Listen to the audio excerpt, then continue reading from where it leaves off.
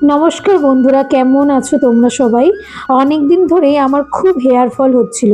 তোমরা ভিডিওতে দেখতেই পাচ্ছ, প্রায় এক সপ্তাহ ধরে আমার এত হেয়ার ফল হয়েছে।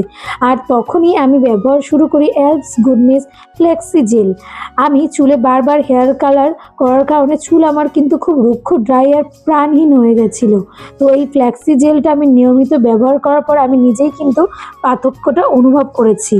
চুল আর ত্বকের যত্নে আমি বেছে নিয়েছিলাম এলস গুডনেস ফ্লেক্সি জেল।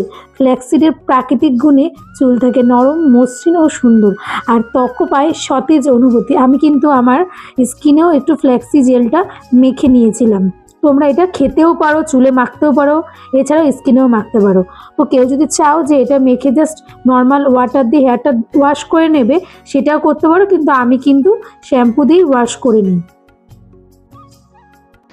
তো এইবার দেখো আমার চুলটা এতটাই রাফ হয়ে গেছিলো, তোমরা এখন দেখলে বুঝতে পারবা।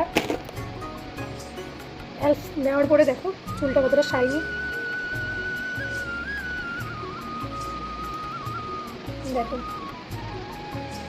আগে এর থেকেও প্রচণ্ড রাফই ছিল, কারণ আমি খুব হেয়ার কালার করি।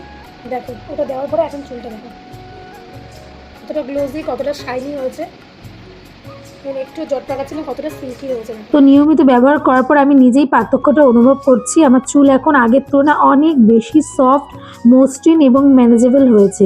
সবচেয়ে ভালো বিষয় হলো হেয়ার ফল অনেকটাই কমেছে, চুলে একটা ন্যাচারাল শাইন এসেছে, আর ফ্রিজিনেসও কিন্তু অনেক কমে গেছে। আমি ব্যক্তিগতভাবে এই জেলটি ব্যবহার করে ভালো অভিজ্ঞতা পেয়েছি, তাই ভাবলাম তোমাদের সাথে শেয়ার করি।